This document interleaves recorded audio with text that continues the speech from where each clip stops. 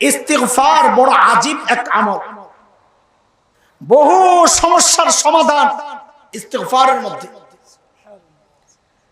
ছোট্ট একটা ঘটনা শোনাই খালি।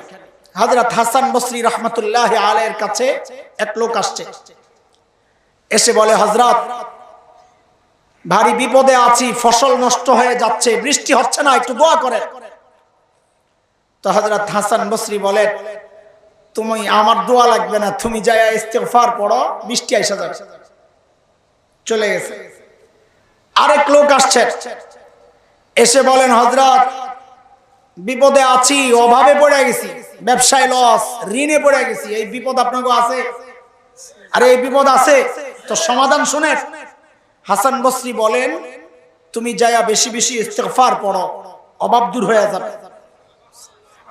আরেক লোক আসছে, বাচ্চা কাচ্চার সমস্যা। হাসান বসরি তারেও চিকিৎসা দিচ্ছেন, যাও যাও বেশি বেশি ইস্তিগফার পড়ো। আরেক লোক আসছে, হুজুর বাড়ি বানাইতে চাইতেছি, পারতেছি না, একটু দোয়া। হাসান বসরি বলেন, যাও তুমি যায়া ইস্তিগফার পড়ো।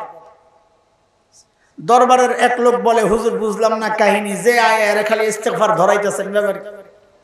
আমি থাকলে বলতাম, হুজুর এটা কি গুলিস্তানের হালুয়া নেই? ছোটবেলায় আমরা দেখছি গুলিস্তান হালুয়া ব্যস্ত, পোলাপাইন তো কইতে পারবো না, হালুয়া ব্যস্ত। হালুয়া কোন রোগের? মাথা ব্যথা, চোখ ব্যথা, সর্দি কাশি, জ্বর, আমাশা, জন্ডিস, গিরাই গিরাই ব্যথা, আরো বহু রোগ আছে যেগুলো শর্মে পোলাপাইনের সামনে আমি বলতে পারবো না। বুঝালো ইস্তরা? সব রোগের চিকিৎসা এক হালুয়া, ওটা তো বাটপার। কিন্তু আসলে এমন একটা চিকিৎসা আছে যেটা মহৌষধ, বহু রোগের, বহু সমস্যার সমাধান, তার নাম হচ্ছে ইস্তিগফার। হাসান বসরি বলেন, রে এই পরামর্শ তো আমার না, এই পরামর্শ তো নবী নূহ আলাইহিস সালাতু ওয়াস সালামের।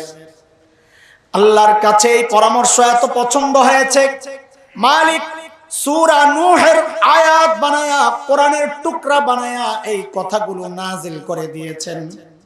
মালিক বলেন, ফাকুলতু আস্তাগফিরু রাব্বাকুম ইন্নাহু কানা গাফফারা ইউরসিলিস সামাআ আলাইকুম মিদরারা ওয়া ইউমদিদকুম বিআমওয়াল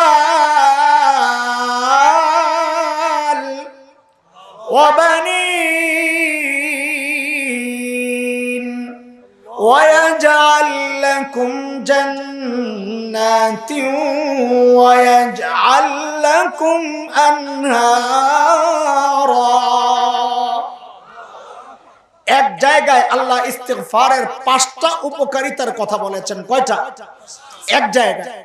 এক নাম্বার, সবচেয়ে বড় বিপদ থেকে তোমার ইস্তিগফার বাঁচাবে। বলে সবচেয়ে বড় বিপদ কোনটা? বলে গুনাহ। কি? কারণ দুনিয়ার বিপদ তোমার দুনিয়া বরবাদ করে, আর গুনাহ তোমার দুনিয়া আখিরাত সব বরবাদ করে। তো সবচেয়ে বড় বিপদ কোনটা? ইস্তিগফার ওই বিপদ থেকে তোমারে বাঁচায়া দিবে, গুনাহ মাফ। ইউরসিলিস সামাআ আলাইকুম মিদরারা, বৃষ্টি না হলে ইস্তিগফার পড়ো, আল্লাহর ওয়াদা আমি বৃষ্টি দেব। ওয়া ইউমদিদকুম বিআমওয়াল, টাকা পয়সার সমস্যা, ঋণে জর্জরিত, ব্যবসায় মন্দা, বেচা কেনা নাই, বসে বসে ইস্তিগফার পড়ো, আল্লাহর ওয়াদা আমি মালের মধ্যে বরকত দিয়ে দেব। বাচ্চারা কথা শোনে না, কত সমস্যা। আল্লাহর ওয়াদা ওয়ায়ুমদিদকুম বিবানিন, বাচ্চার বরকত আমি দিয়ে দেব। বাড়ি ঘর বানাইতে পারো না, আল্লাহ বলেন বেশি বেশি ইস্তিগফার পড়, বাড়ির ব্যবস্থাও আমি করে দিব। যাই হোক দোস্ত, ওই যে 2 নম্বর পুটলিটা খুলে, ওই যে ছিদ্র হয়েছে, আল্লাহর রহমতের ছাতা ফুটা হয়ে গেছে, ফুটা বন্ধ করা দরকার। মনে আছে কথা? হারায়া যায় না আবার। 1 নম্বর কাজ হচ্ছে ওই ছিদ্র বন্ধ করা। প্রথম পুটলি খোলে, যেই ছিদ্র দিয়া বিপদ ঢুকে, বিপদ ঠেক দেওয়ার একটাই রাস্তা, সেটা হচ্ছে ইস্তিগফার দিয়া ওই ছিদ্র বন্ধ করো, বিপদ আসা বন্ধ হয়ে যাবে। এটা হাদিসের কথা। নবী বলেছেন বেশি বেশি ইস্তিগফার পড়লে আল্লাহ সব বিপদ থেকে বাঁচায়। আস্তাগফিরুল্লাহাল আযীম ওয়া আতুবু ইলাইহি, সংক্ষেপ ইস্তিগফার এটা। আস্তাগফিরুল্লাহাল আযীম ওয়া আতুবু ইলাইহি, আস্তাগফিরুল্লাহাল আযীম ওয়া আতুবু ইলাইহি। সারাদিন পড়তে থাকবেন, হাঁটতে হাঁটতে পড়বেন, হাঁটতে হাঁটতে পড়বেন, আল্লাহ বিপদ থেকে বাঁচাইয়া দিবেন ইনশাআল্লাহ। এইবার চলেন প্রথম পুটলি যেটা বানছিলাম, গুনাহ থেকে বাঁচার 1 নম্বর সহজ রাস্তা মনে আছে? এতক্ষণের আলোচনায় কি বুঝলেন? গুনার কারণে বিপদ আসে, গুনার কারণে। তো গুনাহ থেকে বাঁচার 1 নম্বর সহজ রাস্তা হচ্ছে, যত বিপদ দেখব সব মনে করব এটা আমার গুনার ফসল। মাথা ব্যথা করতেছে, মনে মনে চিন্তা করব এটা আমার গুনার ফসল।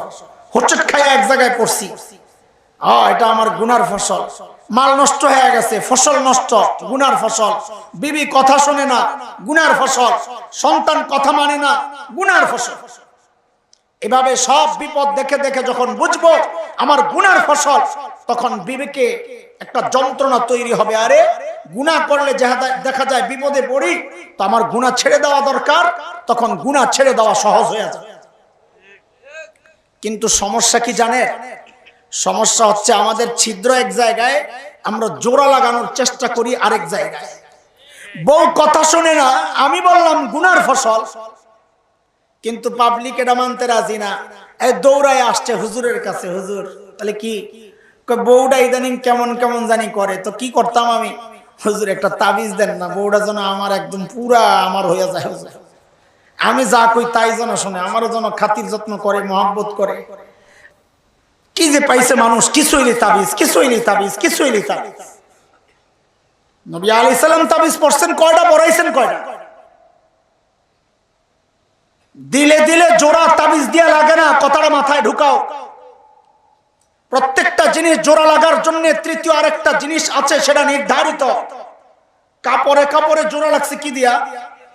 সুতা দিয়া। কি দিয়া? কাঠে কাঠে জোড়া লাগছে কি দিয়া? তার কাটা দিয়া। সুতায় কাজ হবে, এখানে তার কাটা কাজ হবে। দেয়ালে ইটে ইটে জোড়া লাগছে কি দিয়া? বালি সিমেন্ট দিয়া। ওখানে তার কাটায় সুতায় কাজ হবে। দিলে দিলে জোড়া লাগার জন্য তৃতীয় একটা জিনিস আছে, ওটা তাবিজ না, এটা অন্য কিছু। বলে হুজুর সেই অন্য কিছু কি? আমি কি করবো?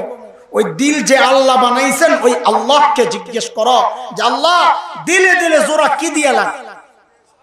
তো আল্লাহ জানায়া দিয়েছেন, সূরা মারিয়ামের শেষ দিকে আসছে, মালিক বলেন, ইন্নাল্লাযীনা আমানু ওয়া আমিলুস সালিহাত সায়াজআলু লাহুমুর রহমানু উদ্দা। বান্দা তোর ঈমান ঠিক কর, আমল ঠিক কর, দিলে দিলে মোহাব্বত আমি আল্লাহ তৈরি করে। সত্যনের মশালবাহী প্রিয় মনীষীদের পাপড়ি টিভি।